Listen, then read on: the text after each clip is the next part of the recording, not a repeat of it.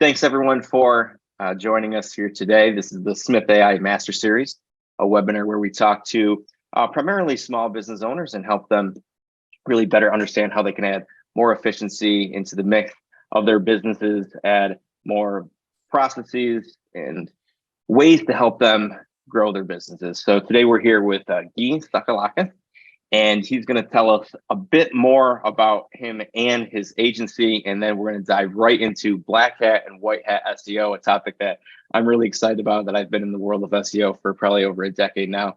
I know Gyi has as well. So it'll be a really great conversation. So turn it over to you, Gyi, do a little intro and let us know all about your agency. Awesome. Thanks, Tom. Thanks for having me. I'm Gyi. I still am a licensed non-practicing attorney. 2008, we founded AttorneySync. Basically, the story is we were told, oh, people don't hire lawyers like us from the internet. And I was like, that just can't be right. So we founded a business around that dare. And we've been doing that, helping lawyers navigate all the digital marketing stuff. I'm also a co-host of a Lunch Hour Legal Marketing podcast. So feel free to check that out. A customer of Smith and evangelist of Smith. Really love Smith. Not paid to say that, just grateful to be here and grateful to be a customer of the service. And what else can I tell you? I love coffee and I'm a student of Stoicism. So there you have it. Wonderful. And I'm Tom Armitage, Senior Marketing Manager here at Smith.ai. We're a 24/7 virtual reception service, and we love our partners and love folks like Gyi who can really help use the tool, use the service, and really help evangelize it for their clients. So we're going to dive into this topic here. And I think that black hat SEO is something that a lot of folks are aware of, but haven't maybe experienced or experimented with. And it's a really great way to, I think it's good to help know what not to do. And that can be just as valuable as helping understand what you should do. So let's start there. How long have you been in SEO? And tell us a little bit about some of the major Google algorithm updates that you've experienced over the years that should be called out. And then we can dive into some of the black hat techniques that people have done over the years. Sure. So I've been in the SEO world since 2007. And, I think, as you mentioned, I think it's important because, people like us who have been doing this a long time, we tend to assume everybody knows what we're talking about. And then people are like, I have no idea what you're talking about. And so there's this idea a long time ago, someone started putting this label of hats on SEOs and SEO tactics. And so there's white hat, black hat, gray hat. There was a blue hat. And my view of all the hats, so the hats are basically like, white hat is like the pristine, organic, you just press publish and people just, Google finds your pages and people link to them and it's just magical and you rank and you convert and it's just the best thing. It's all free. It's the best thing ever. Black hat can get super shady. In fact, hacking into websites to drop links and all sorts of craziness. And we'll talk a little bit about ChatGPT and AI content and stuff. Although interestingly, Google just dropped their new developer guidelines articulating some things about that. So probably mostly not black hat, but we'll talk about that. But for me, most of everything falls into gray hat world, right? Because it's like, well, it's kind of, is it against Google's guidelines? Google says this. That's the other thing I always tell people, like, Google has no economic incentive to tell you how to rank your site. They have very nice PR people. They have very nice people that, try to help webmasters. But they make money on ads. And so there's really no economic incentive as a publicly traded company to then teach you how to rank your site. So take everything they say with a grain of salt, but there's risk. And I think we'll talk about those. But there's risk in really everything that you do. So I like that point too, because Google's main source of revenue over the course of its history has been in Google Ads. And as many new products and as many new services as they've come out with, Google Ads continues to be the primary driver of their business, and businesses continue to flock to Google Ads to help propel traffic into their sites and to help make it tick and operate, right? But really great point that there is no incentive really to help you as a business owner rank more highly, because you're not putting any money into their pockets in order to do so. So let's back up a little bit. as these major algorithm updates were coming out over the course of the year, and you've been in SEO for quite some time, back then, there was even less transparency than there is now with guidelines and best practices and suggestions, not just from Google, but from the community of SEO experts as well. So it was it really was the wild, wild west where people were just guessing and trying to figure out the system.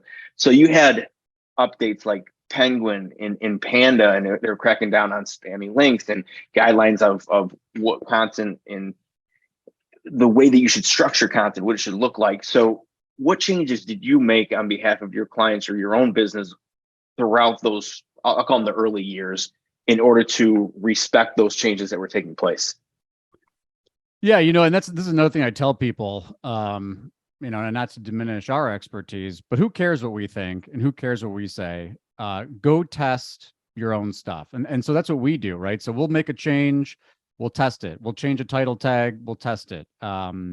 I think I guess though, to try to answer your question most directly, I think two big things have changed for us over the last decade, because that's the thing. People are always like, well, okay, who cares about these updates? Like, what tactically are you changing?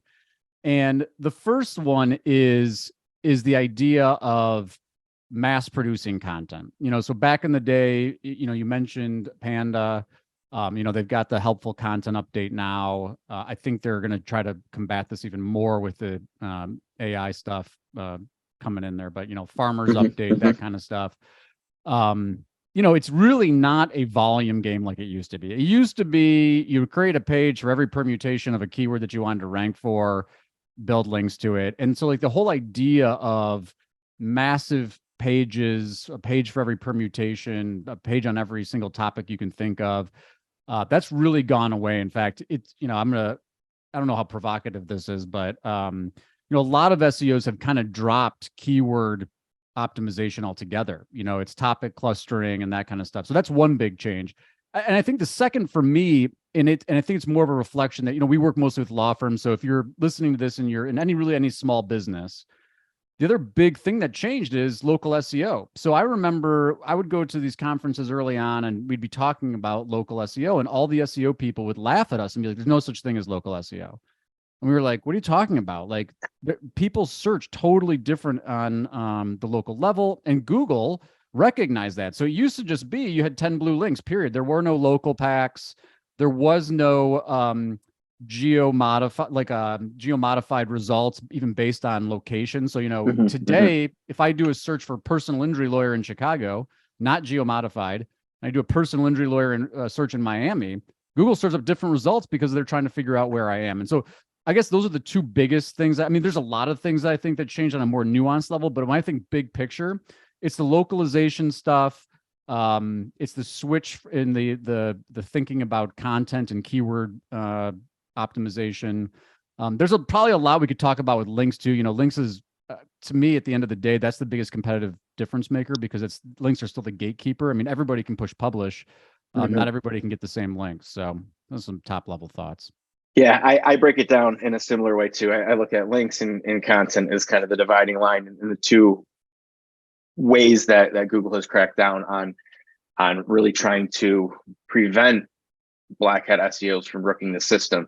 So let's dig into each one a little bit further if we can. So on the linking side, this is one of the primary ways that Google separated itself from its existence from other search engines that were out at the time, whatever, Yahoo, Dogpile, Ask Jeeves, whatever was out at the time. It knew that by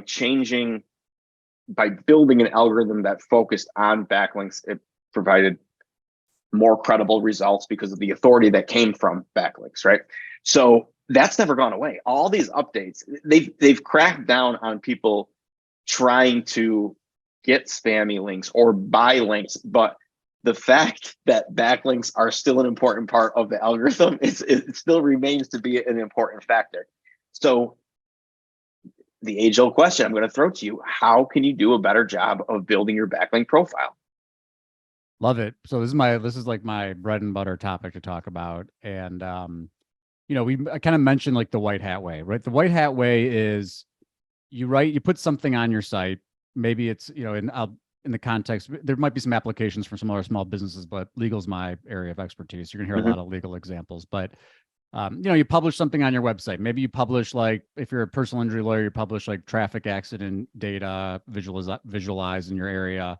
Maybe you're doing like a scholarship for like, accident survivors or something. And people pick that up and they link to it, right? They're like, oh yeah, that's a great map. The news picks it up. Maybe a blogger that's interested in the topic picks it up. But the bottom line is you publish something and you distribute it. You got to get in front of people. That's the other thing people always make a mistake about. You just think you just publish stuff and magically it happens. You got to get in front of the right people through a variety of distribution means. But I'm still very kind of old school in link building. And I'll tell you what that means to me.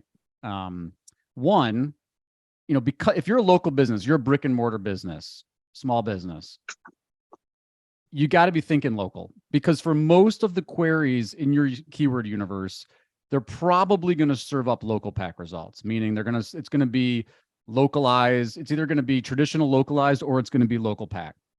And links, historically, the thinking on links was, to your point, Tom, people thought about it like, page authority, domain authority, page rank stuff, get links from like big publisher sites.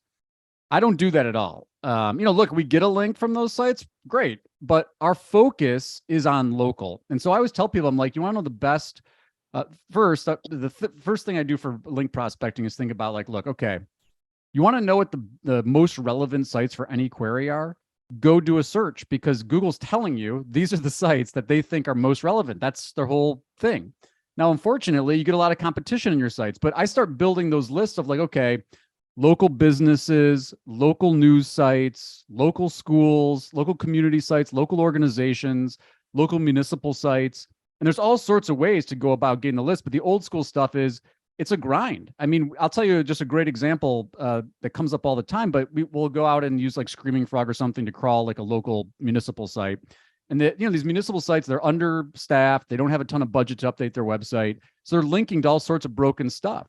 And if you just crawl the site, you can find places where these sites are linking to broken resources. You go recreate the resource, contact the site and say, hey, we noticed you got a broken link on your site. We put the resource on our site. Here's a link to it. If it helps you go ahead and link to it. And that'll work.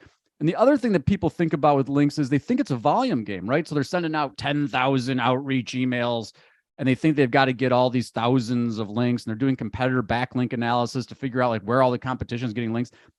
As you mentioned, Google has many updates, but I think most significantly Penguin, where they're just devaluing a lot of those links. And so you're trying to build all these links from sites that Google really isn't going to give you much credit for. And so, my kind of mantra is make it local, both topically and geographically relevant. Make sure that you're ignoring page authority and domain authority. A lot of these municipal sites that I'm talking about, super relevant, real like government sites, they don't have a bunch of links to them. They don't have a lot of high domain authority compared to like the New York Times or Forbes.com or something. Local business sites, that's really how we think about it. We don't get hung up on follow versus no follow. SEO people will say, oh, it's no follow link. No follow, the best way it's been articulated is a hint, but you don't think they're using like Wikipedia and stuff? You don't think Google's crawling and indexing Wikipedia pages as a source of authority? Those are all no followed links. So I don't know. Those are some of my big picture thinking on link building. Yeah, really good thoughts. And I like that you mentioned that there's an outreach and or distribution element to the content, because we'll get into content next, because I kind of broke it down to two, right? Linking and content. And a lot of folks put a lot of emphasis on content creation and content generation, as they should. But what happens is if you make that your sole purpose, your sole motivation, and you don't do any sort of outreach in order to actually take an active role in trying to get link backs to that content, you're missing out on huge potential. And I think a lot of people do that. Do you agree? They just put all of their eggs in the content generation basket, and they almost play the if I build it, they will come mentality and wait for the links. And sometimes they do get the links back if it's good quality pieces, but there's a lot of missed opportunity if you're not being proactive in distributing that content and trying to get those links, right? Totally. No, and look, I mean, in legal, and there's a couple of questions we can jump on to in a second, but in legal, if you're one of the big brands, you're a national TV brand, you're buying TV media, even if you're regional and people know you, you're really active in the community, you've got a brand. Well, when you publish stuff, just like when anybody publishes stuff, you've got more of a chance of a journalist picking up what you're writing about, interviewing you. And that PR, that digital PR, that generates links. But if say you're just out of law school, you're a new business owner, you've got no brand, and you've got no connections, no relationships, you're just getting started. It's going to be a lot harder to generate digital PR in the context of links, because no one knows who you are. No one really cares what you publish on your blog. It's not getting picked up. Now, another huge tip that works really well, and a lot of business owners are leveraging this now in the SMB. And it's weird because historically people think like social media and search are like kind of like church and state, like the social media links don't matter for SEO, but guess what does? Brand. So if you're building brand on TikTok, well, guess what? People that see those videos, that start subscribing and following you, coming to your site, that's when you build that brand up, that recognition, that has rippling effects in the SEO world, because people start linking to your blog posts. And if you're a restaurant, maybe you've got menu links or whatever it is. But the stuff, that social media stuff does make a big impact in terms of distribution and brand building in the context of digital PR for SEO. Absolutely. And I think that some organizations have moved away from PR because they see it as kind of a more traditional practice, a traditional tactic.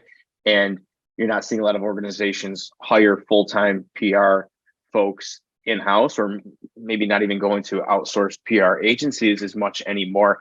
But that's really just shifted into it kind of falling under the umbrella of social and content and SEO. And you just got to approach it a little bit differently, but the effects can still be really profound if you go about it the right way.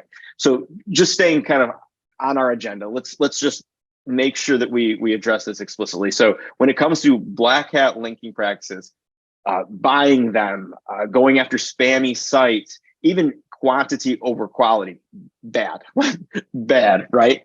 The better white hat approach would be focusing on quality over quantity. And I like that you're much more deliberate on going after ones that are going to actually move the needle, and not necessarily in terms of their domain authority or how large the site is, but really the credibility of that site. Is that right?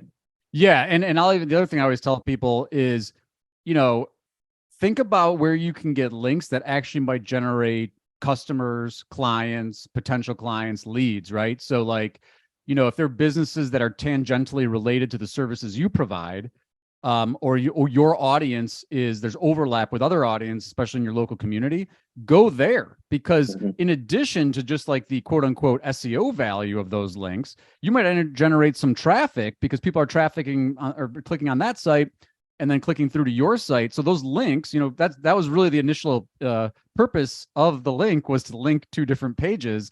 Those links can generate traffic and can also generate actual leads. And that's another thing that I love to bring up in this context is, SEO shouldn't be treated in a silo. Like if you get a link from another business website and they click through to your website and you're doing retargeting on ads, or, if you get their email, you can do custom audiences. You just took that organic visit that came from that link from another website, or I guess it would technically be a referral visit if they, directly to your site. And now you can touch that potential customer across a variety of different places. And so it's a huge missed opportunity when people they're so focused on like last touch attribution from organic. It's like, well, no, people in the organic, they're coming to your site for a variety of reasons. They might not be ready to buy. They might be researching. They need that nurturing. And so coupling your organic strategy with your paid strategy is so important. Awesome. Let's address this question that came up just so it doesn't fall on the wayside. So you are a lawyer with a statewide practice. How do you do well in local searches in parts of the state other than where your brick and mortar office is? So that's doing local SEO for not your local community. So why don't you address that? Classic question. So there's two different ways to think about this. First, there's the local pack issue, right? And I'll tell you what, it's really, really hard to rank in a location where you don't have a physical office. Even down, like if you're in a busy metro, like I would used to do videos where I'd walk around downtown Chicago and show the search results changing from block to block. Now, if you're in a an area where there's not a lot of other lawyers, and I tell firms all the time, be strategic about where you're opening new locations. Same thing with any small business. Be very, take the local SEO strategic considerations into your decision of where you're going to open up, because it's a lot easier to rank if there's no lawyers around, right? Google wants to show something, so they're more likely to show you. But if you're in a competitive area, it's very, very difficult without opening an actual physical location to get into the local pack. Now, can it be done? Yes. What does it relate to? A lot of the traditional factors that we talked about, sites that are very authoritative, that rank really well organically. They have big link profiles. They've got a lot of reviews, real big firms. They tend to be able to build enough authority, local authority, just to rank further out. But, I'm actually contributed to the local search ranking factors. And this is one of the questions that always comes up. And it's without opening an office, like the distance, there's three big factors in the local pack: relevance, distance, and prominence. The distance factor drives so much of it. So that's the local pack. Really, really hard. Open up a new office location is my best advice to you. The second thing, though, is traditional organic. So if you want to rank in the traditional organic results, or say it's a query that there's no local pack, then it's more about creating that localized content. So, you have to be careful. There's this idea of these doorway pages. I don't want to go down that rabbit hole, but if you create a resource on your site that talks about some of the local community resources, for example, in a city where you don't have an office, and you're able to do marketing around those resources, build links, they're localized links, you can rank for the localized traditional results. We see lawyers all the time, and they abuse it just like everybody else does, but they'll create a resource page for every city in their state. Be careful, that can create some doorway page issues and potentially trigger a penalty. But if you're really creating like true, great pages about a city, and you're talking about things that are relevant to your practice. So you're a criminal defense lawyer, and you're talking about the local chapter of the Innocence Project and that kind of stuff, topically related, geographically relevant, you can rank for those sites where those locations where you don't have an office. But it is most competitive practice areas and competitive geos, it's really about opening up an office. And if you do have an office, it's kind of following that checklist of local SEO best practices. You got your Google My Business, your local citations, making sure that it's accurate business information, name, address, and phone. It's building your location-based pages on your site, so there's a resource for those local viewers and users and customers, and making sure that you're using geo-modified terminology within your SEO strategy. Is that right? That's right. And I tell people too, go hyper local. You might not, a mind-blowing, even to this day, I've done this for so long, it's still mind-blowing to me. Every single day, 15% of the searches typed into Google are brand new. No one's ever searched them before. It's craziness. Everybody assumes that we all search the same way, right? In the legal context, what we always hear is city plus practice area plus lawyer, right? I want to rank for Chicago personal injury lawyer. Well, guess what? One, that's super competitive. And two, the overwhelming majority of queries are research-based. These are people that don't even know they need a lawyer yet. And 15% of those, they've never been entered before. And so to your point about the local content, think hyper-local. People search on they might be searching for information in their neighborhood. They might be searching for, depending on where you are, there's local ways that people talk about where they are. Listen to your audience, listen to what potential clients are saying, ask people in the community, like, how would you search if you're looking for this kind of thing? That's where the real opportunity is, especially if you're just getting started, because you're not going to compete with these firms that are spending $20,000, $30,000 a month on content, links, and all this stuff. Yeah, that's right. There's a couple other questions that came in, but I'm going to save them until the end so we can kind of hit some of the main points that we promised guests that we were going to cover. So we talked about links. That's one elephant in the room. And then content's the other elephant that's in the room.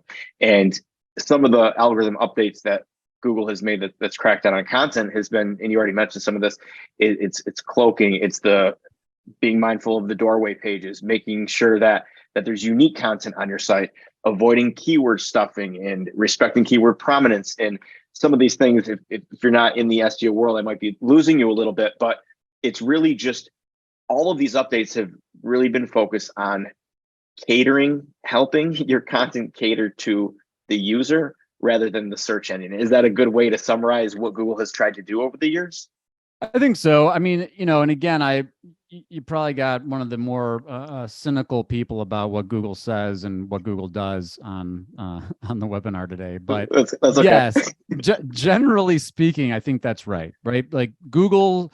And in fact, it's funny because like for the first time ever, Google's actually being, I think, more challenged than they've been on a variety of fronts. But, at the end of the day, before even Google had ads, the reason people went to Google, Larry Page came up with this PageRank thing, and the results were really good. It was like, wow, by actually using links, you can get good results. So the result quality does matter.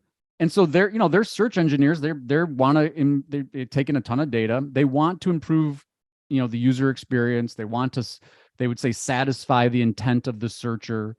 And so to your point, like, yeah, that's what they want to do.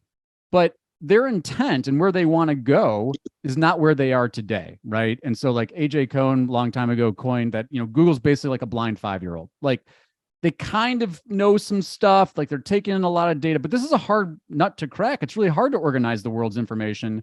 And so from a content standpoint, we see really lousy content rank all the time, and we'll show it to a Google person and they're like, yeah, that's not the best page on the internet for that topic. And we're like, we know. Why does it rank? And it's like, well, links and keywords and blah, blah, blah. So I always tell people, the best thing I can tell you is don't over hyper focus on all the things you mentioned, keyword density and all that stuff. Like, yes, you got to have unique title tags, meta descriptions. You should have a URL structure that has semantic meaning, not just like, parameters, like how WordPress comes out of the box. You want to get your H1 tags, but generally speaking, you should be thinking about like, what's the purpose of this page? It's either going to be to, answer some kind of question that might help somebody, find an answer that they were searching for and then convert them and to motivate them to contact you by demonstrating your expertise or, talking about your product or whatever it is. Maybe you're creating a page to actually get a link, so that might be a different strategy, but every page you should create should have some kind of purpose behind it. And none of those purposes should be to fill a search engine up, to fill a server up, to, try to optimize for a particular keyword, in my opinion. Now, again, you'll see examples of this happening all the time and you'll be like, well, Gyi, those are ranking. And I'm like, I know, but that's the other thing too. And I think this is a really good point that I was really excited to kind of talk about the nuance of this in the context of the title of this session, which is, it's really easy to put a label on something like white hat SEO, black hat SEO, but there's risks and there's time horizons. If you're trying to do the long game, if you're just getting started and you want to do a long-term investment, you should probably be thinking more like the natural organic content strategy. If you're like, no, I want to rank tomorrow, well, number one, you should probably be using ads because you're not going to probably rank tomorrow. Yeah. But, you might push the envelope. You might try some things that are more in the gray hat bucket. You might see some competitors who are doing it, but just know that those things come with some risk. And that's really all this is. It's all risk assessment because, people say this all the time. Like, well, I don't want to do anything risky. It's like, well, guess what? Even the way that you organize your site, the internal links you use on your site, what you publish about every single day, that creates risk. Every time you change your site, it's going to impact how Google thinks about your site. And so, we see site migrations gone wrong. We see people that start publishing off different topics and rankings. There's ranking problems. So there's risk involved with everything, but your time horizon should play at least some role in how you're thinking about the risk tolerance that you have. So many great nuggets there that I have a number of follow-up questions. I'll try to keep it brief since we can keep moving. But one of the most important things you said, I think, was approaching content in a very natural way. When you were describing the URL structure and the keywords being in your title, in your description, in your headlines, and the content itself, it's not to force them and to make it mechanical. It's to always go have the approach that it's trying to best describe this content for the user and to help the user out. And I think that's really the best way to offer a suggestion with SEO today, where you still respect these white hat rules, because you're not going to be penalized for it. And it's still, at the end of the day, going to help out your user and help your user find your site in that page and hopefully be a qualified person that's going to turn into a customer. So that's a really great point. And then the other point that I was going to make or respond with is I agree that there's experimentation involved in it isn't these hard and fast rules that is out there on Google's blog that says do this and don't do that, which is why there's all this room for experimentation in testing, which is a blessing and a curse to a certain extent. But what are the risks that you do run if you tread too much in the gray hat or you even enter into the black hat territory? Let's explore that for a minute. Sure. So there's two major ways that Google slaps websites on the wrist. The first is what we would call an algorithmic penalty. So that means that the penalty is even kind of strong because, post Penguin, because I always think about links, but even post Penguin, it's not so much even a penalty. It's like a devaluing or they're not giving the same, boost to certain signals. And so the most obvious one is if you start to do things that kind of, you talked about cloaking, there's a bunch of like things that are articulated in the, and if you just search for Google quality guidelines, you can get a lot of this. I would also encourage people to search for the Google quality raters guidelines. That's a totally different thing, but I think it's helpful from you're talking about like building content. Mm-hmm. But so the algorithmic penalty is, we might devalue some of the links you've built. We might penalize you, or not penalize, but your rankings, your visibility and organic search results might be impacted if you're like are scraping other sites and you've got duplicate content, that kind of stuff. But the real one that everybody's terrified of is the manual web spam action. That means that some human being at Google took a look at your site and your backlink profile and was like bad, bad, bad, bad, bad, and they pushed a button on their Wizard of Oz dashboard to manually limit your visibility and results. And that can go all the way to a total de-indexing of your site, meaning you were ranking and now you're not in the index at all. Now that's a really serious violation, but that's out there. And then there's a bunch of different web spam actions and manual. If you search for manual action, you'll get all sorts of stuff on this. There's things about, technically you're not supposed to put reviews of your own business on your own site. Self-fulfilling reviews is but there's all sorts of content guidelines and quality guidelines that you want to check out if you're going to be a little bit more sophisticated. But yeah, you do risk. There's risk. Manual action being the worst, but we see all the time, even with these most recent. So Google just completed. It was a big January 12th. Don't quote me if I got that wrong for folks that are following around at home, but they just completed the most recent helpful content update and their link spam update. And so, if you were hitting those hard and you were riding the wave of like influx of huge new links and Google devalued them, like, is that a penalty? Not really. It's just like you're going to suffer in traffic because a lot of the links you built now have zero value, unless you got a web manual action. That's a totally different ballgame. One of the things you mentioned a few minutes ago was poor site migration, and this hits home. I've encountered a lot of clients in a past life that would come to us, and they suffered greatly in their indexation if they moved a site over improperly. And one of the most easiest things that went wrong was 301 redirects. And if you launch a site with you're not redirecting those URLs and all of a sudden it gets re-indexed and there's all of these errors now found on that new site.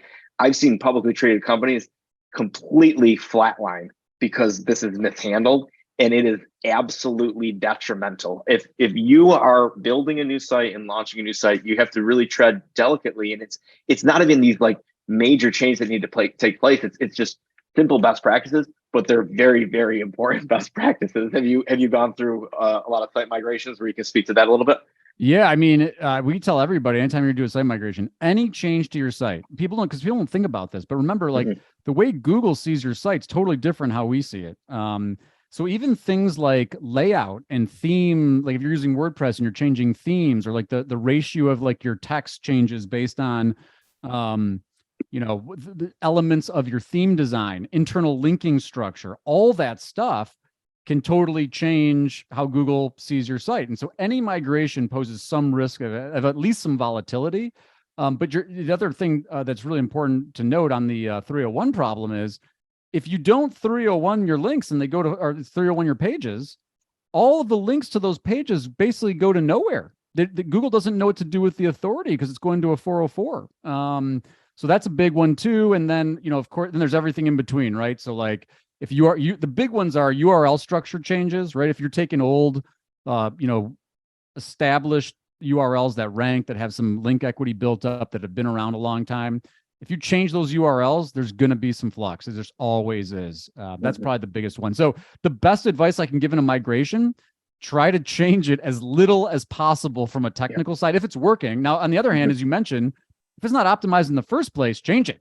Right. Dump all that stuff, but it's usually you the might as well do opposite. SEO for the new site while you're building the site, and kind of kill two birds with one stone when that new site goes live if you've properly moved it over. And the other thing to respect too is site speed, and that's been really big for a while, but it became kind of front and center with the core Web Vitals update 2 years ago, give or take. Don't quote me on that, but there's a lot of bad themes out there. And when you got clients or small businesses that are leaning on these themes because they're pre-built templates, they look nice and they might function nice and they might be easy to build out, but they're just so bloated. Their code is so bloated. And if you have poor site speed, once again, I mean, you're going to get thrown under the bus, and you're really going to be lagging in your indexation, in your rankings, if Google's like, that site's way too slow. Yeah, and that's another thing I always tell people too. Even if you rank, that's like a piece of the puzzle, because you still got to get them to convert. And so even if you rank and you get them to show up to the site, if your page doesn't load, guess what? No one's waiting for slow pages to load. They're going back to the results and on to the next business. It hits it from both ends. Yeah. Right. Jessica wanted to call us out here because we're getting a little bit too nerdy, but 301s is a redirect, right? So you're just telling Google in this context that, hey, this page that used to live at this URL now goes to this URL. So it's just a server-side redirect that's just telling it's telling every machine that would read it, hey, this old page over here, now it's located over here. Awesome. I'm going to hit you with just a couple more questions, and I want to save a few minutes for questions here because there's a few in the Q&A section. So this one's an easy one.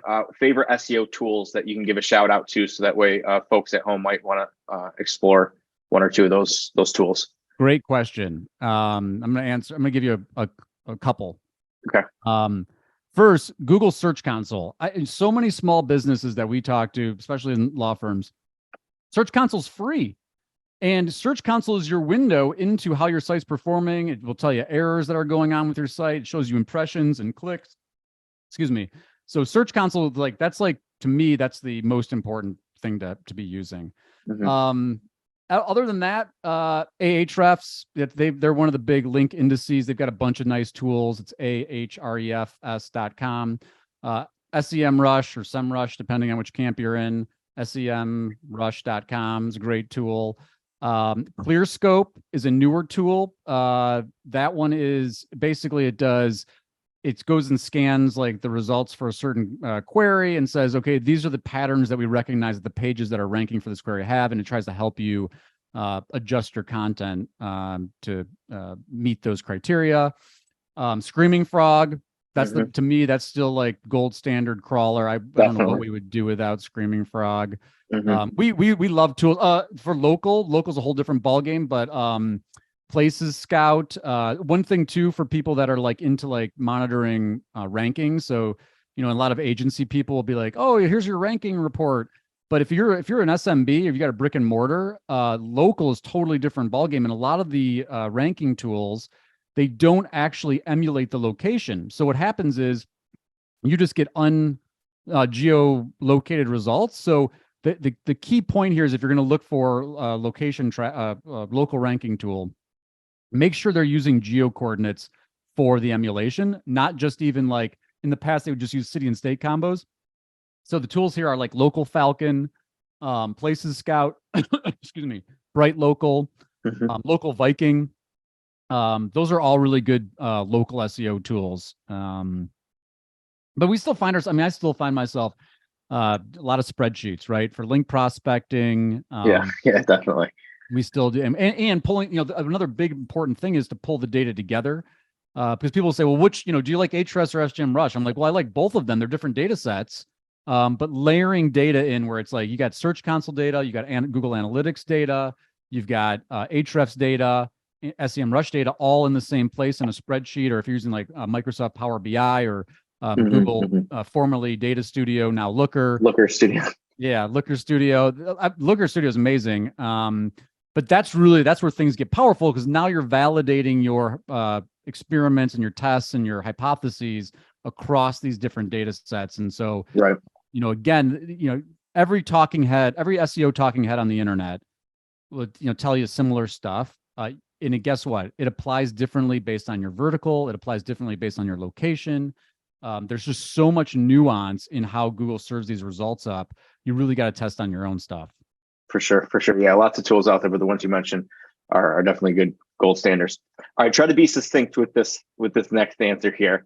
It certainly could have probably dominated a full 45 minutes on its own, but what's the best way for a small business owner or medium-sized business owner to get started with SEO if either A, they haven't really done much at all with SEO in the past, or maybe it's a brand new site and they know they need to apply SEO to it, or they're not satisfied with their rankings and their performance, and every time they do searches, they see competition really outperforming them. What are the very first few steps that they should take in order to get the ball rolling here? Yeah, so I think the first thing is, regardless if you're going to do it yourself or if you're going to hire a marketing person that knows SEO at your business, or you're going to outsource it to a consultant or an agency, you've got to arm yourself with the basics. So go to like moz.com, moz.com, go to Ahrefs blog, go read some of the, I was going to say the Google development stuff, but it can get a little bit tricky. That's way more geeky than us. Yeah, you're right. But you got to know the basics, because there's no way you're going to be, if you're doing it yourself, you got to know it yourself, right? So you got to go learn it yourself. And so, you got to learn some basic HTML. I'm big on WordPress. I think, like there are easier things, like Wix has come a long way in their SEO stuff. So if you're looking for Squarespace too. Yeah, Squarespace. If you're looking for a cheap proprietary platform, Wix and Squarespace, you're probably going to get 80% of the way there on the technical stuff. I like WordPress just because it's more flexible, but if you're totally brand new, it might be a little bit overwhelming. That's where you got to start. But the information, that's the key. You got to understand, because you can't even have the conversation, right? You don't even know whether you're doing it yourself or you're going to hire somebody. How can you vet a candidate if you can't even have the conversation? Like, hey, what are your best SEO practices? Talk to me about link building, that kind of stuff. And then beyond that, if you already have like the basics down and you're still doing it yourself, especially for an SMB in your brick and mortar, you got to focus on local. Get your Google business profile squared away. Another one too, that like people say this and it's like, well, that's not really an SEO tip, but it is, because Google uses reviews, both quality and quantity of reviews on your Google business profile as a ranking factor. So go delight your customers and clients, because you need people talking about you positively on the web, especially on your Google business profile. So start getting that stuff squared away. I mean, it's not going to, any SEO that gets you even to rank for your target queries, if you've got a bunch of negative reviews or no reviews and your competitors have lots of reviews, it's not going to matter. You're going to spend all this money on ranking and none of it's going to matter, because no one's going to contact you because they're contacting your competition, or they're not contacting you because you got all these negative reviews. So I'd really start with reviews, Google business profile, and start publishing. Answer frequently asked questions. That's a big one, right? And Google actually supports the FAQ, structured data markup. So you can get like more enhanced FAQ results if you're actually answering frequently asked questions with structured data. That's another one. Don't go after these, head terms, these super competitive head terms. It's most context is just going to be too competitive. And the next Smith.ai Master Series is specifically on Google My Business and local SEO. So we'll be able to dive a lot deeper into that platform and the ways that small business owners can really take advantage of that. All right, last question here, and then we'll address the questions from the audience. And this is the juicy one. With web chat GPT, and now you had Google that just announced Bard, which is essentially going to be the competitor.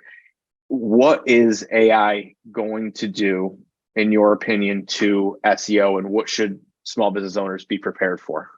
So it's going to create a lot of hype. It already has created a lot of hype, but I think practically speaking, it's great to assist you in your content development. It's great to assist you in some research, but it's an assistant. Don't think it's going to replace, there is a really smart SEO. You can search around for this. Just look for like SEO, AI, chat GPT case studies, because he's got one of the few out there.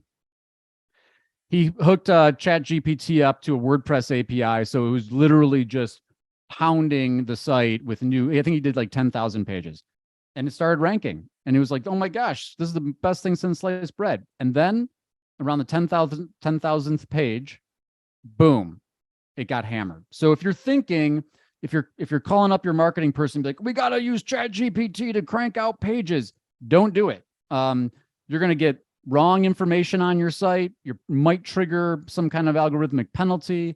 But if you use it for ideation, if you use it for like inspiration for topics, if you use it for some basic research, as long as you're having a human being vetting it, if you're using it for like your base foundation for a piece, and then you're going to go and edit it, I think it's really, really powerful, and it helps you, right? It's an assistant. It'll help you save time, but don't just use it in the context of like, oh, go create. Now I'm going to have a robot create all my content, because there's a very good likelihood, at best, you just don't rank, and at worst, you're publishing stuff, especially in like the legal context. You're publishing stuff that might just not be true, which is really, really bad. So that's what I would say. Yep, I totally agree with you. I think we're on the same page, and I've heard a lot of the same sentiments from other folks on LinkedIn that are in a similar space. And keep in mind, this, even though ChatGPT is brand new, AI writing tools have been around probably for a while, but to the average consumer for at least a few years. The difference is ChatGPT is open source, a lot more users, it's free, and a lot more information that it's able to kind of regurgitate and mix up and offer you on the receiving end. But there's been agencies that have been playing around with Jasper's been around for a few years, which is a pretty sophisticated tool itself. I've used Jasper, and it's the same thing, whether it's a paid version or whether it's ChatGPT. I love what you said. Use it as an outline, as a framework for ideation and generating blog ideas, but to actually really copy and paste that information over. Google and the search engines are going to get smart enough to be able to somehow detect it. I'm not sure how. I'm not way above my pay grade. That's their problem. That's their problem, not my problem. But they're going to be able to detect it somehow. But also be mindful of the misinformation it's producing. I've been playing around with it, asking questions about things that I'm intimately interested in, that I know answers to, and it's definitely producing some misinformation. So you got to be very careful about how you're using it. There's definite ways to use it, but I certainly wouldn't just pluck it out and pop it on your website and hit publish. That's definitely a risky move, especially as people are still learning on what it is and what it can do. All right, let's get to a couple of the questions from the audience. So the first one here, thoughts on links from content farms. Let's hit that one. Yeah, so let's define content farms for the purpose of this topic. I'm going to interpret that as a private blog network, right? PBN. So short version is people will create these networks of sites that are essentially like about nothing. There might be like news sites. Maybe they're using like some automated content to create these pages. And the idea is that if you get links from these pages, like they're links, right? They matter. And it's very, very risky. So, back to the top, it's like, I'm not going to sit here and tell you it doesn't work. We see PBNs working all the time, and we're like, it's not supposed to work. Google, why is this working? Now, sometimes it's a matter of Google hasn't identified the PBN, it's a sophisticated PBN, but it's a highly, highly risky. It's technically against Google's guidelines to be purchasing links from content farms. And even if you don't get penalized, the impact of links from those, PBNs are different. If you've got a topically and geographically relevant PBN just for your specific business and your specific location, it's likely going to do better until it gets found out than just like a general one. But typically that's in like the high risk area. Mm-hmm. And again, I want to be straight with people. It still works. We see it working all the time, but it's not on my short list of recommendation. Yeah, I agree with that as well. It kind of seems to be a bit of a spammy type of link building practice, and you run a risk. Even if it's gray hat, it's still a risk that's there. And if you get penalized or you get devalued or de-indexed, then it shouldn't come in as a surprise if you do decide to put investment or resources into a practice like that. Okay, another question here. If I cannot open a brick and mortar office, can I rent a building in another area and use that in my marketing for that localized content and localized SEO? Another classic question we always get, right? And I'll even expand on it. So a lot of people will say, maybe I can go use a WeWork, or I can go share an office with another business. In professional context, lawyers are always like, oh, I can go share an address where I want to. And here's where we are on this right now, in my view. One, the co-working spaces, they work intermittently. Sometimes I've seen it work, sometimes it doesn't. The WeWorks that don't, if you're in a co-working space that doesn't have a lot of other similarly categorized businesses, you might have more luck. But you need signage there. You need to, get that NAP that you mentioned earlier, name, address, phone, consistency everywhere. And the answer for that one, the co-working space, is maybe. But if you share an office, so like say you're gonna go to your friend, you're a criminal defense lawyer, your friend's a bankruptcy lawyer, or you're a baker and your friend is a florist, and you're like, hey, can I use your address, pick up mail here, publish that on that address on the web? If there's similar categories, you're probably going to get filtered, meaning it's probably not going to work. So, if you're a personal injury lawyer and you go to another personal injury lawyer and like, hey, can I do a suite in your office? It's probably going to get filtered, probably not going to work. If you're in a place where there's not a lot of similar businesses, it can work. But the biggest thing is from Google's viewpoint, it's got to be your true location. And so you need signage there. You need someone answering the phone, because Google will periodically spot check. In legal, it's so competitive that there are lawyers that will send their SEO people out to go take pictures of the location and be like, look, this isn't a valid location, so it's getting taken down. And Google will try to follow up with that. They'll call the business and be like, hey, can you describe the office location? Is there a Starbucks across the street? That kind of stuff. So you got to be very, very careful with it. It can be done. But again, I would say it's, usually it's like either consider moving your main office location. If you don't have a physical brick and mortar, unfortunately, it's Google's world on this. They really want to represent these local pack results in the physical real world brick and mortars. And so I would say, don't prioritize local pack, focus on traditional geo-modified and a lot of the other marketing channels out there. I think that you're going to put a lot of effort in trying to get to rank one of these shared spaces. And even if you get it there, it's like, how long is it going to stick? There's just no guarantee. Yeah, that's good advice. And I've seen it too, where you at minimally need the suite number to differentiate it, because Google, all this information is inside of its local system. It's going to know that there's duplication if you try to write off somebody else's address. But it's also looking at the Google Maps store frontage view, the photograph that's there, and the name, address, and phone number, and all those other contact details. It's looking for that actual physical location. So that is the best way to do it if you can afford to do it that way. And you might need to get a little creative if you can't do it that way, but you certainly run some risks there.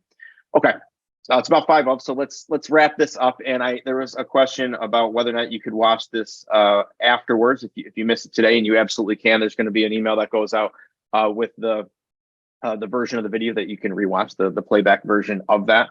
Gyi, we really appreciate you taking the time to be with us here today. Why don't you give your agency here a plug and let them know how folks can find you?